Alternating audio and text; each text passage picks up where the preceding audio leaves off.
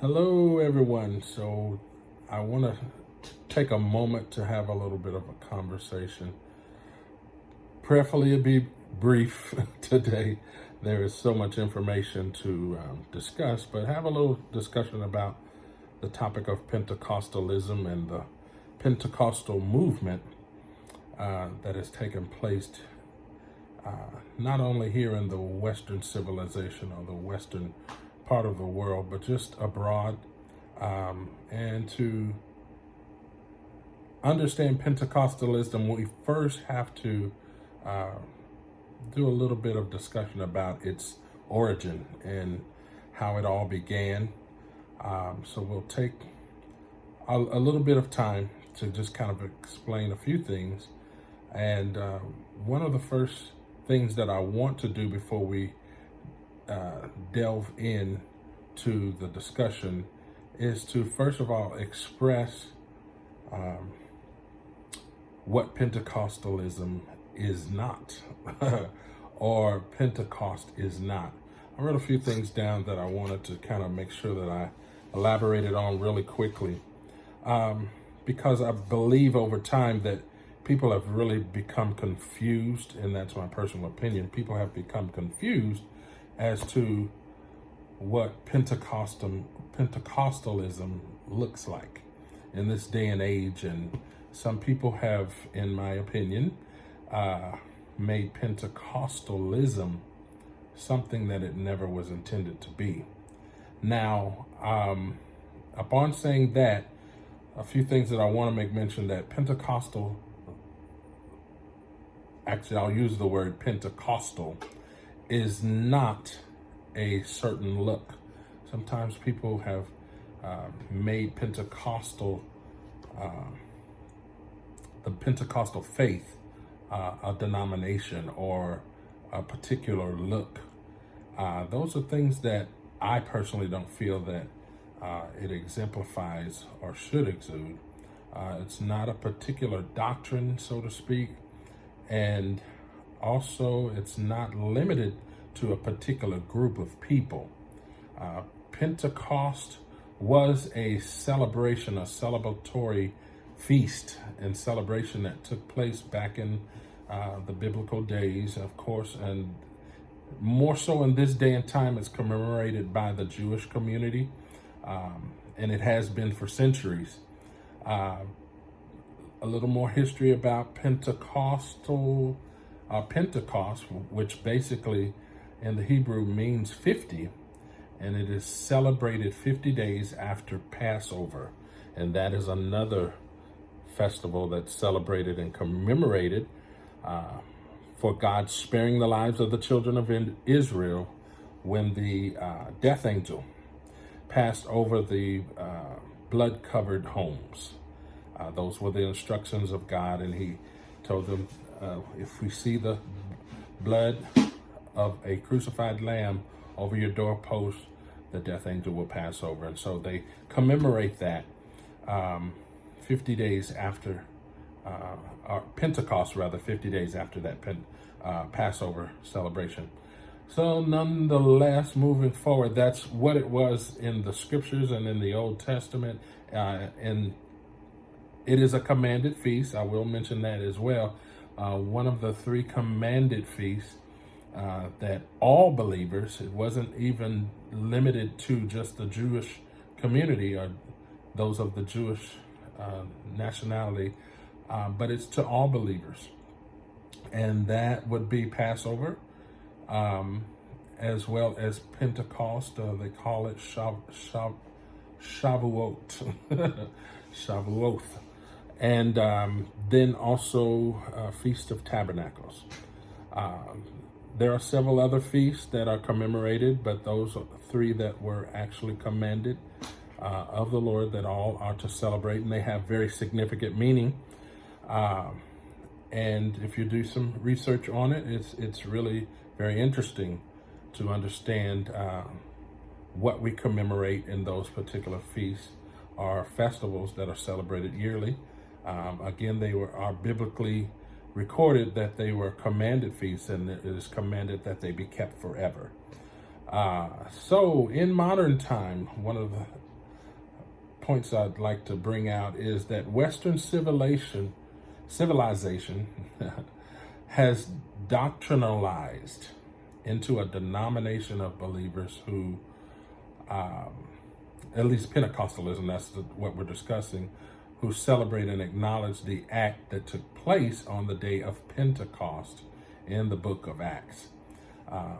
That's pretty much what we have made Pentecostalism now. But just a little bit more history about Pentecost, and I'm really going to try my best. I'm already at 5 minutes, Lord have mercy. So basically, let me just kind of speed through this here, or move forward a little more expeditiously. How did Pentecostalism grow? So in the Old Testament, the scriptures, it grew by carrying out the mandate that Jesus bestowed on the disciples after they received the promised Spirit from God.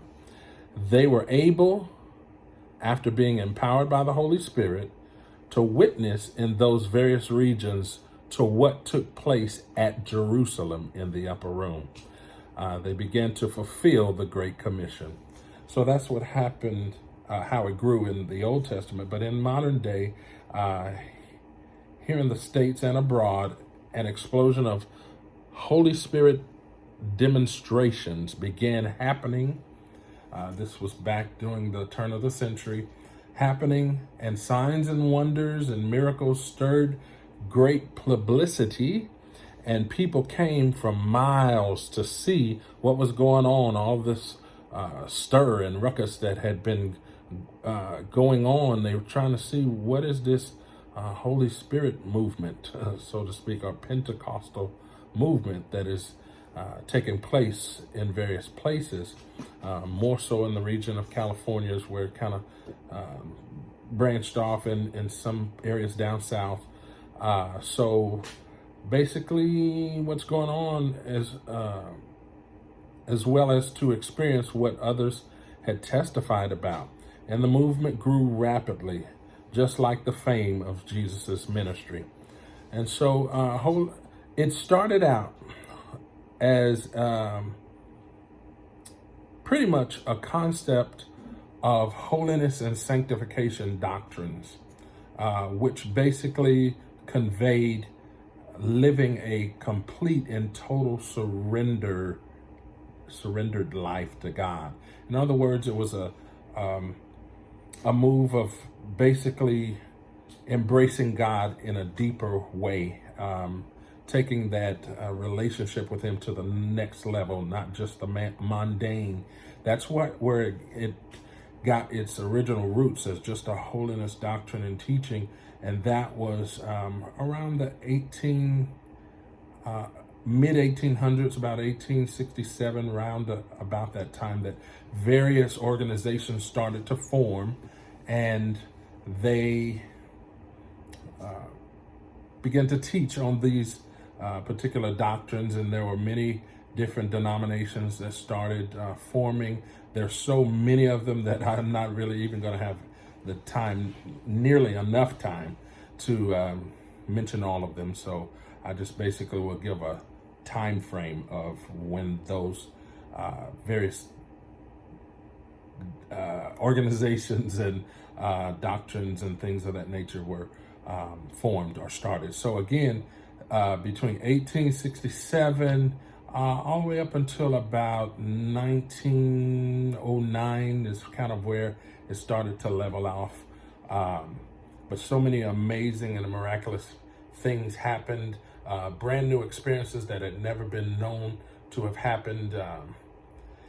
And many people came to know the Lord, and many people came to receive the baptism of the Holy Spirit, and lives were forever changed, ministries forever changed. The church as we knew it then had changed, and the course of the church had changed.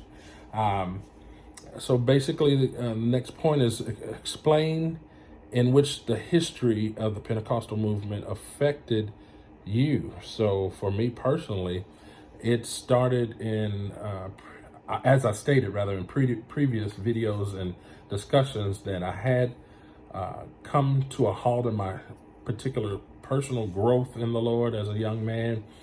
and was seeking something fresh and new. And I had friends and associates who had encountered this refreshing and empowerment from the Lord, and I wanted it for myself. And I left as a teenager the church that I was attending, which was a Baptist church, and kind of limited in the teachings that could take me into a deeper walk with God. But I longed for more, and I left the church. And so this encounter with the Holy Spirit completely changed my life and the trajectory of my life. And everything for me was very different from that point on, in a very good way. My understanding just broadened. I grew in the nurture and the admonition of the Lord. And just like Jesus, when he was baptized, it transformed him. It took him into another place. And that's what this Pentecostal move has done for me, because it sparked a desire. It sparked a stirring to want to go deeper with God.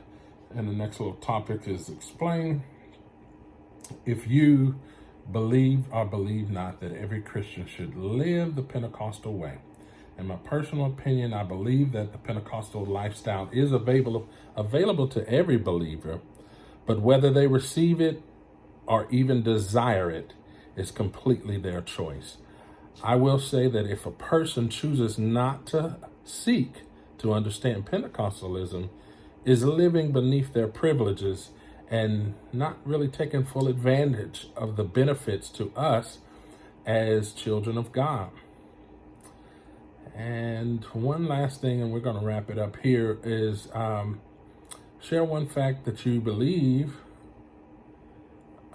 everyone should know about Pentecostalism. So one fact that I know about Pentecostalism is that Pentecost was a promise recorded in the scriptures from God. And whatever God promises, you can rest assured that he is going to make it worth your while. God keeps his promise, and they are loaded with benefits beyond our imagination. There is so much information about Pentecostalism that I could go on and on and on. But I wanted to have an opportunity to just kind of share with you guys how it's impacted my life, how it's changed even the course of Christianity and the church itself. And it just took us into a greater empowerment. So those are some of the things that I felt would be helpful to help people understand Pentecostalism and how it's really pretty much impacted the world at large. So appreciate your time. I hope that this has been helpful and that you've gained some understanding, some knowledge that you didn't have before. And if you have any questions, don't hesitate to reach out. I'll be more than glad to take a little more time to just kind of break down, even in more detail, some things that you might not completely understand. But thanks for your time, guys. Have a great day. God bless you.